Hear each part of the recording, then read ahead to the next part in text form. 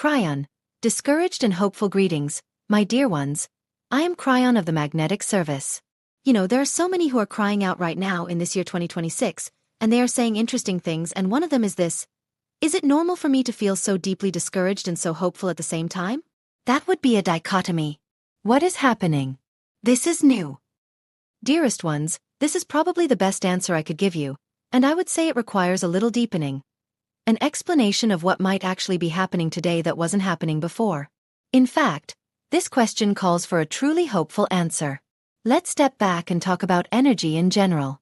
You have just come through very difficult years and you know it. 24 and 25 were not the best years for many. My partner always says this because his life too reflects what many of you are experiencing. This has started to shift in 2026. You have just entered it now, only a couple of weeks in, but, my dear ones, many of you are already sensing what is coming, and that is what I wish to speak to you about because it requires that you understand what is here in the energy of 26 that was not in 25. Energy moves slowly, my dear ones. In fact, at this moment I can tell you something I have hinted at before. The timing of change is slow. How many years did it take to get into that 36-year change when it began? And the answer is 4 to 6 years for you to really feel that something was happening in the reality you would experience every single day. In fact, it seemed like the planet was getting darker or more difficult to live on. Indeed, this is what the ancients had foreseen as the shift, the precession of the equinoxes. And you have been here. You have been in it for a very long time. The time window of the shift would end in 2030. We are only in 2026, so people are counting down. When will it end? When will it end? Dearest ones, it will take a few years before it subsides. This is what you are experiencing. In other words, 2026 is the first year of the end of that shift, the beginning of the exit from it, and everything that is measured here in 2026 speaks of it. And what I mean is, what is the numerology of this? What is the astrology of this? All of these things point to the fact that this year is the beginning of the exit from the shift. Therefore, this year will feel like the sun is rising, you might say. It will feel like something very, very much better. Let me describe the kind of things that might be underway, you could say, starting especially from what we might call the first quarter of 2026. What do you feel is unfinished? I mean the things you couldn't resolve in a life that is becoming increasingly complex for you, perhaps that happened in 2024 and 2025 and have remained there? Some think everything has simply slowed down. There has been no resolution to things you feel should have been resolved. In fact, for some of you, the situation has even worsened. So let's address this. The beginning of this year, these first months, will bring the energy of completion and resolution, and a renewal of the things that have plagued you for the last 2 or 3 years. Prepare to complete the things that were not completed. Let's call them by their name. They are moving faster towards resolution. They are unlocking. Prepare for something else. An energy that promotes the reason why you came. What does that mean, Kryon? I speak to the Lightworkers. You did not come here to suffer under the old energy for your whole life. You did that life after life before this one. All who are listening to this, whether you believe it or not, chose the shift to come here. And if I told you that you are actually all specialists, that you were looking at a time when you could come back to this planet, which would be difficult in energetic terms, where a light worker, an old soul, would be the key to the difference. Not a war, not a specialization where you would have something to give to this planet to fix it. No, it is to hold the light during this particular episode of humanity called the shift. That is why you came. And I've told you before that you looked at the planet and said, when can I step in to make a difference? Well, here we are. This is called the shift. Well, it doesn't seem like such a good thing, because this is the area that was predicted when humanity would self-destruct in the 2000s. You read it in the scriptures, didn't you? Even the Holy Scriptures define this period as a difficult time. Perhaps some even spoke of the end of the world. Then, with the advent of the Mayan calendar, many thought, look, it's the last calendar. It is not the last calendar. It never was, but that's how the movies portrayed it. But it was the end of a cycle. A long cycle, over 5,000 years, and the beginning of another. What I'm telling you is that all the signs from the very beginning, if you have studied anything we've talked about, point directly to the planet exiting the shift into a renewed awareness. And you have been immersed in this for a long time, and so it is natural that there is discouragement. That's why there is so much darkness you might say to worry about. And you do. And many do. And that's because simply things weren't getting better. How many years do you have to have where things are stuck and not working for you to give up trying? Many have. Many do. It has truly been an energy test for you, all you lightworkers who have endured, doing your best, fighting what is old energy on this planet that wanted to pull you backwards, dearest ones. That's why we told you long ago. Don't watch your media because they will only give you the worst of the worst. An old system that says that bad things, well, they sell better. Is that your state of mind, your purpose?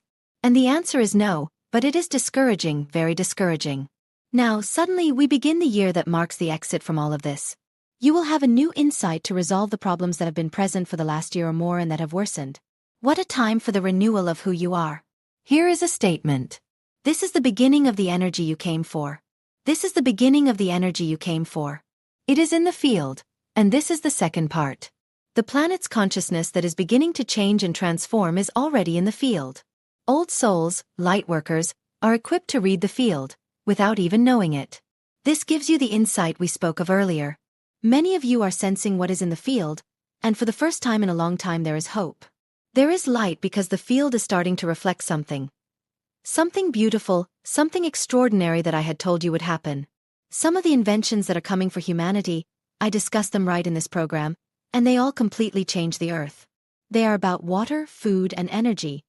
Inventions that will actually solve major problems on this planet that you never thought could be solved. This is in the field. You are starting to feel it. Does this give you hope? And the answer is, oh my God, yes. The dichotomy therefore is this. You are a product of the old energy on this planet working against what has remained in the darkness for all these years and is what we have spoken about. Suddenly the light is emerging. You are exiting the shift into a completely new area, a renewed area of energy and dimensionality, and the tools are starting to align to give you insight, the things you have asked for and solutions. And for humanity, perhaps these inventions will arrive in the coming years and you are sensing it. So, dear Lightworker, it is not normal to feel discouraged and hopeful at the same time, but the reason you are is because you are coming out of the darkness into the light and you feel it. I would say to each of you that the best thing you can do is wake up every morning and say, Dear Spirit, thank you that the sun is rising on this planet's energy.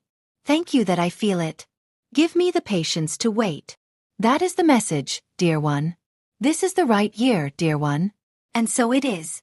Sacred connections, soul family, and the path of ascension. The ascending self has the ability and capacity to help others who choose to ascend, and you are equally worthy of receiving help. This balance is a natural expression of heart wisdom. When you live from the heart, you recognize that competition and comparisons are extremely useless, because existence itself is abundant. There is more than enough love, support, and blessings for everyone. True success in ascension is never isolated. When one person grows, heals, and awakens, the resources available to everyone expand. Growth multiplies rather than diminishes. Along the way, sacred connections appear to remind you of this truth, to nurture others and allow yourself to be nurtured in return. In this stage of your ascension journey, you are encouraged to strengthen your life path by aligning with like-minded individuals and supportive companions. These connections are not limited to the physical world. The spiritual realms are equally active, populated by angels, beings of light, and divine emanations of unconditional love seeking to assist you on your path. Their presence is not distant or symbolic. They are responsive, attentive, and deeply involved in your conscious evolution. If you have experienced loneliness or the feeling of not yet having found your soul connection, take comfort. This sense of not fully belonging often manifests just before a significant and impactful inner shift. You are on the right path to join others who resonate with your true self. Along the way, it will be necessary to release relationships that do not serve love or that limit the natural flow and meaning of life. Connections based on fear, ego, constant criticism, or exploitation can never support ascension. Letting go is never a failure. It is a supreme act of self-respect and spiritual maturity. Creating space consciously and intentionally allows new connections to enter. These are the connections where love can expand and be shared openly, generously, and freely. Relationships based on ascension are expansive rather than draining, and supportive rather than exhausting and demanding. On the ascension path, the most important connection to develop is with the self. Begin by recognizing the attributes of the soul and by allowing the expression of the higher self. From this inner connection, awareness naturally expands into a deeper connection with Source, and then outward, into connection with others. No one can reflect your true expression. They can only mirror what is healed or unhealed within you. The connection with a higher self must come from within. The light beings of ascension are here to help you live your best, most meaningful, and most fulfilling life journey. Their higher help is offered freely and with free will at play, must be welcomed. Asking for help is never a sign of weakness. It reflects inner strength. It is an acknowledgement of interconnectedness and trust in the higher intelligence that surrounds you. Self-forgiveness, release, and letting go are essential aspects of this process. Relationships and connections can change, evolve, or crumble as you evolve. This is natural. Letting go creates the space needed for renewal and a deeper, more truthful alignment. Any bond that constantly drains your energy and dampens your spirit will lead to self-destruction. Self-betrayal has far more lasting effects and serious consequences. Feeling dysfunctional in relationships will diminish the vitality of the life you deserve to live. Awakening through frequency, telepathy and ascension. Connections based on soul and sovereignty will manifest through energy, inner temperance, soul recognition, and inner knowing, rather than only through spoken words or the need to be seen with outward proof. Ascension in oneself is the search for connections that complement and nurture your inner growth. As the ascension process deepens, telepathic communication between ascending individuals is strengthening. Many now recognize each other through frequency rather than words. Each soul embodies a unique energetic signature. By tuning into these frequencies, memory is activated, allowing connections that go beyond time, space, and words. Telepathy is a natural expression of higher consciousness and is becoming the emerging way of being, reflecting the future of human connection in greater unity, awareness, and expanded consciousness. Trust the feelings and telepathic connection you experience, as this level of communication is an expression of the higher self. Ascension is not always a solitary path. It is a journey of conscious connection, discernment, and openness, guided by human and spiritual allies who accompany you as you grow into your fullest and most authentic expression of yourself. In the loving and devoted service of Ascension, AscensionLightworkers. The Andromeda Council. Beyond the senses, we have always been here, simply waiting for you to bring your attention back to us. We come from the Andromeda galaxy, connected to your planet through the Lyra portals, and we deeply love feeling your presence in your hearts, just as you feel ours. We are not many physically present on Earth, yet those who are here, and those who feel us, need our guidance now more than ever. You are not bound to a single destiny. You choose your own timeline. Earth is layered with countless realities, parallel time frames you can enter, experience, leave, and return to. At this moment, you are invited to choose the one that best fits your higher becoming.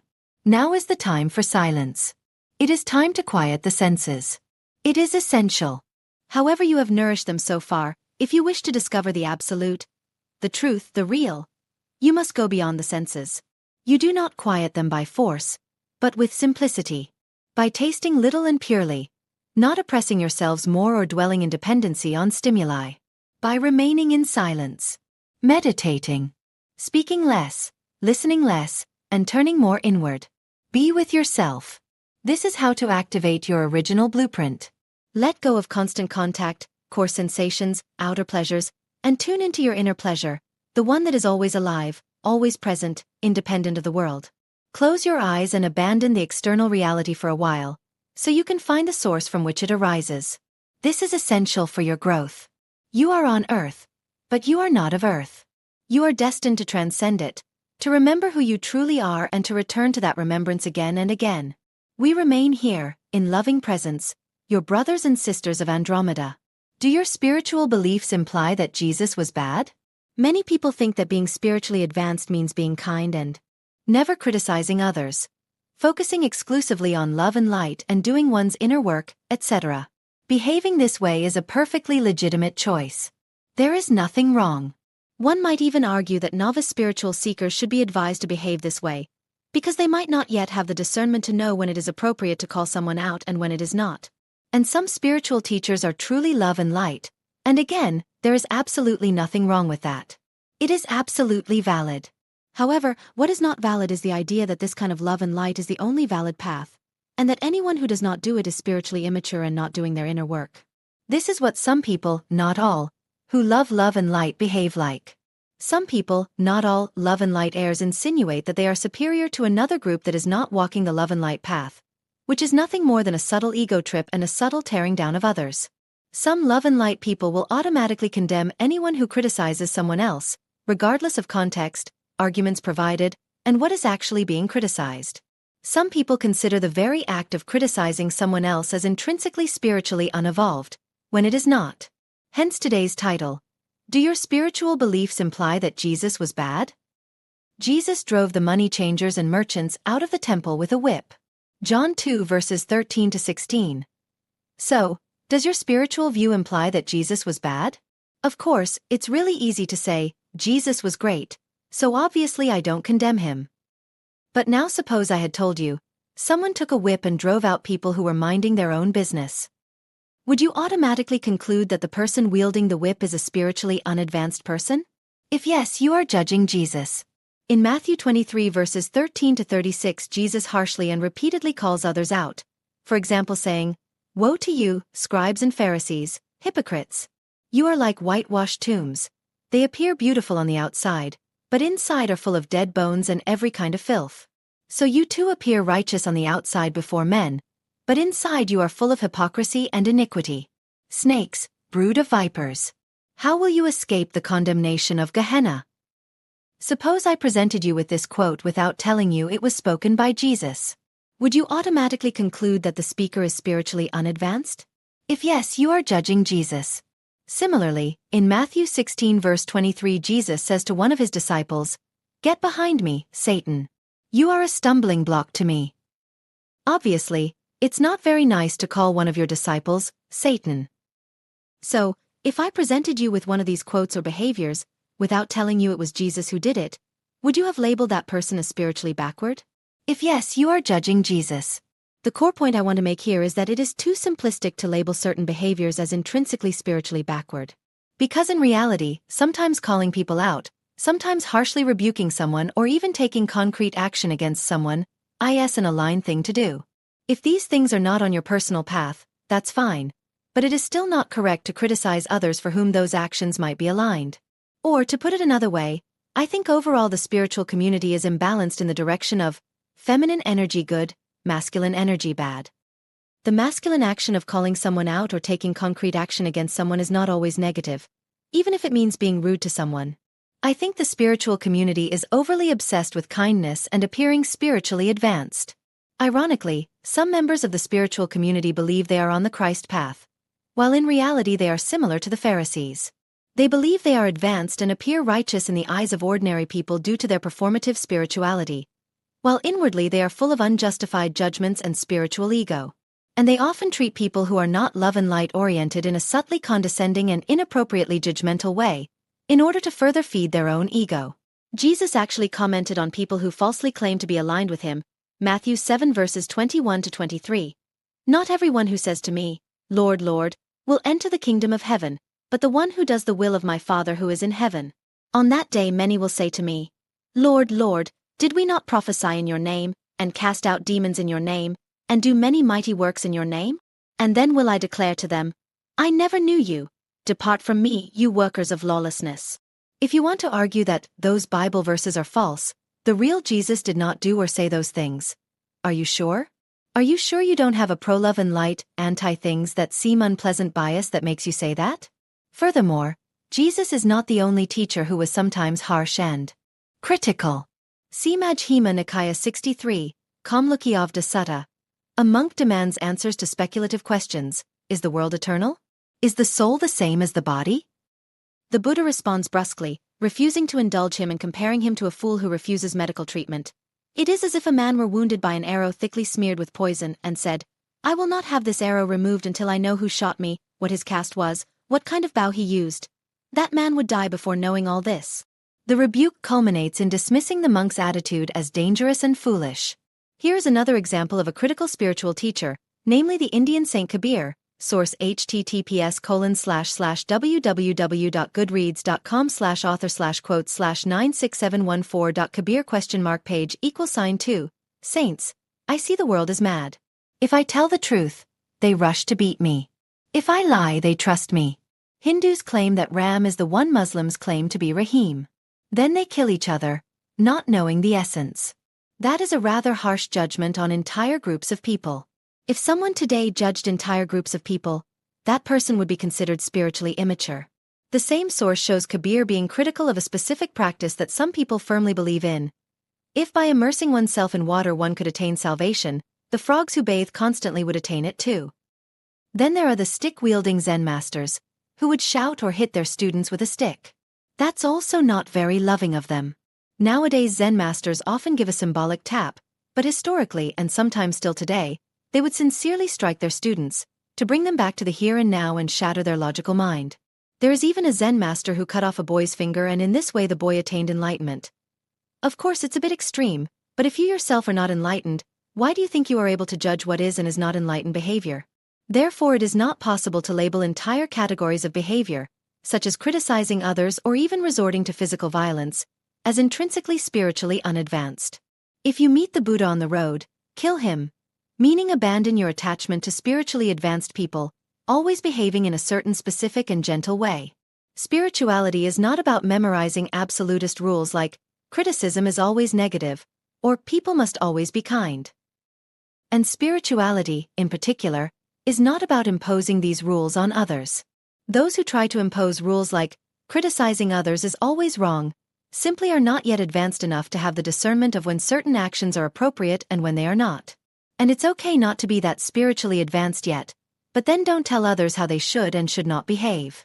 Ironically, those who think people shouldn't criticize often criticize those who criticize, which shows that the person does not actually believe in not criticizing.